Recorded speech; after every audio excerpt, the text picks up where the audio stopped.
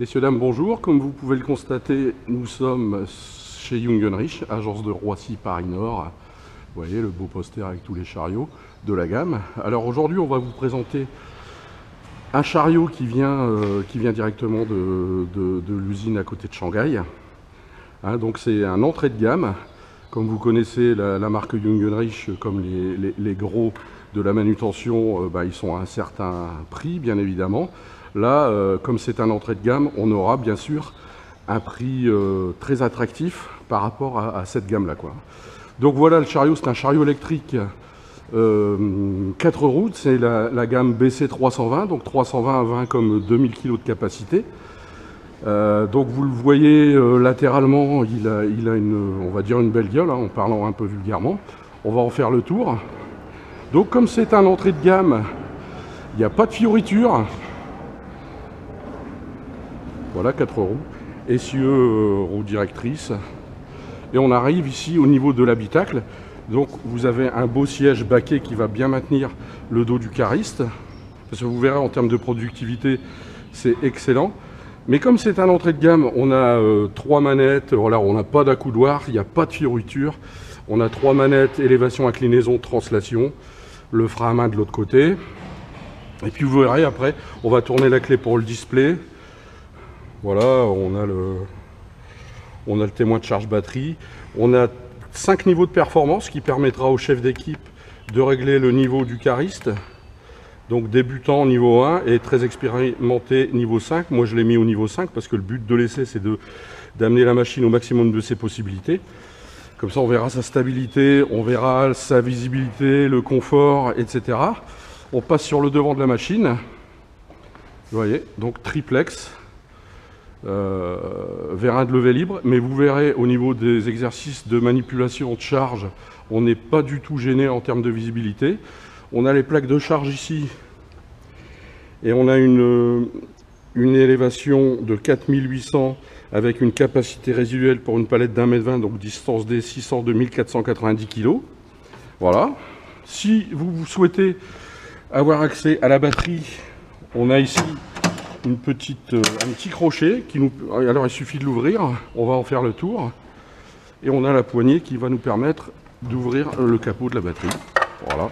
Donc celui-ci, comme vous pouvez le constater, s'ouvre complètement. Ce qui permet que si on doit changer la batterie avec un palan, etc., on peut le faire sans problème. On a la prise, on a les variateurs, etc. Et c'est une batterie plomb classique. Comme je vous disais, il n'y a pas de fioriture. On sait que Jungenrich a pris le virage lithium. Là, ça reste une batterie plomb standard. Justement, par rapport à l'attractivité des prix, il faut rester sur la même logique. On a même ici des petits rangements, bouteilles d'eau, listing, etc. Donc on va monter sur le chariot. Voilà. Ceinture de sécurité.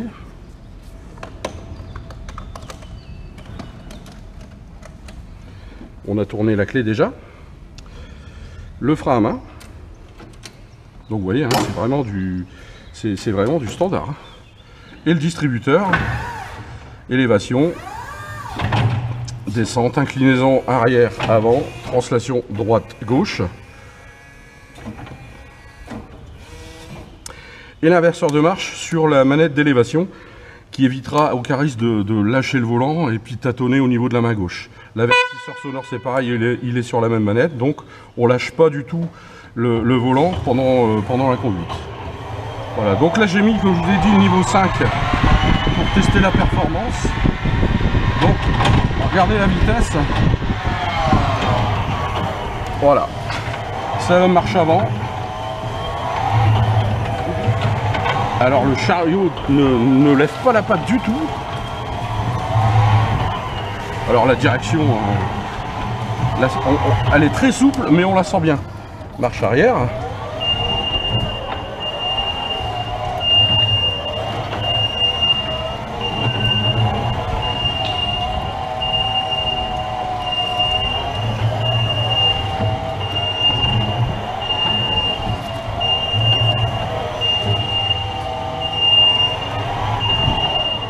Voilà, on a prévu donc 4 palettes dans le rayonnage. Voilà.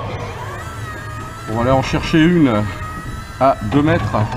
Alors quand on parlait de visibilité tout à l'heure, voilà, on a une belle visibilité ici à 2 mètres. Alors je bouge pas trop la tête parce que c'est pas mon casque habituel. Young Gunrich a eu la gentillesse de nous prêter une GoPro parce que la nôtre n'était pas arrivée.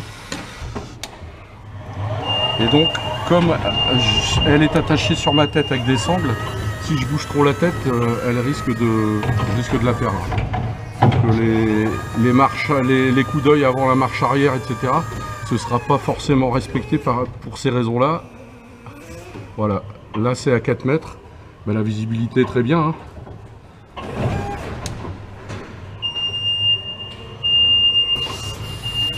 Et malgré qu'on a des manettes au niveau du distributeur qui sont je veux dire, assez archaïques, hein, mais c'est normal, entrée de gamme, on a, en termes d'ergonomie, on est bien quand même. Vous avez vu, j'ai baissé la charge tout en inclinant. Ça veut dire qu'en termes d'ergonomie, on est bien. On va aller chercher une à 2 mètres. Alors l'approche, bah, facile, pourquoi? Bah, parce qu'on a une belle visibilité. Voilà. Pardon. Et on va chercher la dernière à 4 mètres.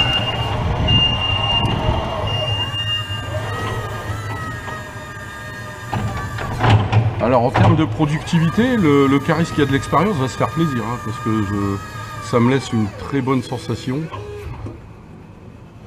Voilà, la visibilité, très bien. Alors pour être productif, il y a plusieurs éléments à ça. Il faut que le cariste soit assis confortablement. Il faut que le distributeur soit, les manettes du distributeur soient ergonomiques et assez rapprochées les unes des autres pour ne pas tâtonner, ainsi que l'inversion de marche. Il faut que le chariot soit stable en virage, même à pleine vitesse. Et il faut que la visibilité soit excellente aussi. Avec tous ces éléments mis bout à bout, on a un chariot qui est d'une productivité, regardez un peu, alors la facilité, voilà. Voilà, je tourne autour d'une seule et même quille. Je vais aller prendre une palette. Vous voyez à quelle vitesse j'évolue pour faire les différents exercices. On va faire un petit slalom en charge pour ensuite aller sur le plan incliné. Donc là je vais un peu moins vite forcément parce que j'ai une charge sur les fourches et le propre du Caris c'est d'adapter sa conduite par rapport à l'état du sol, par rapport au poids et au conditionnement de la palette qu'il transporte. Voilà. On traverse les ateliers.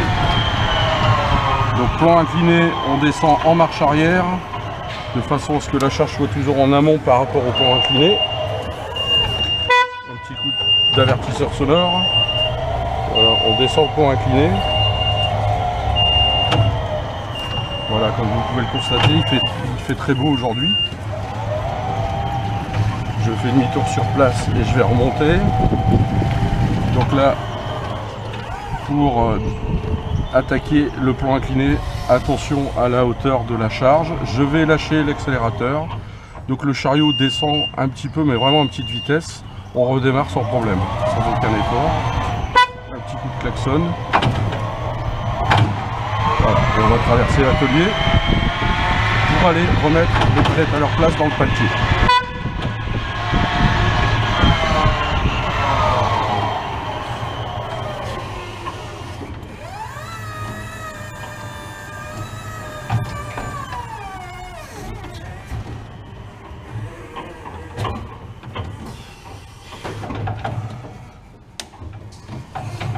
Dégagement des fourches.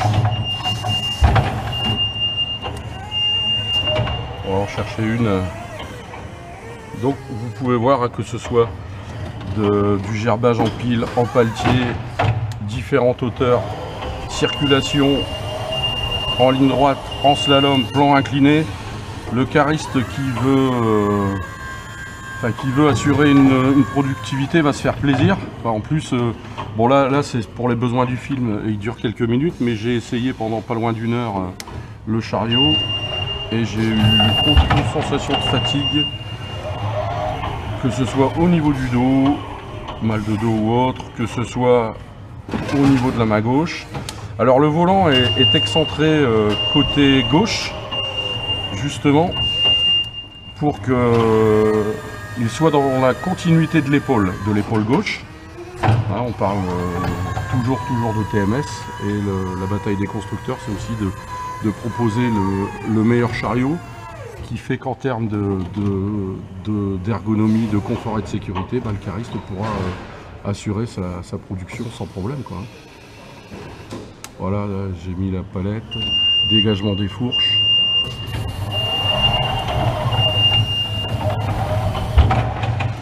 Et on va prendre la dernière. Vous voyez, on se positionne très facilement.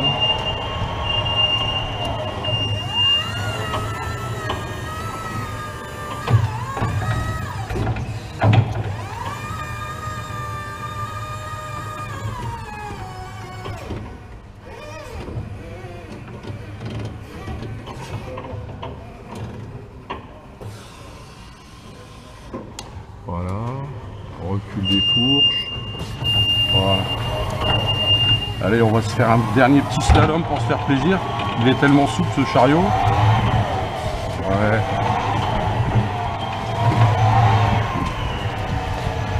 Alors, vachement stable latéralement, hein, il bouge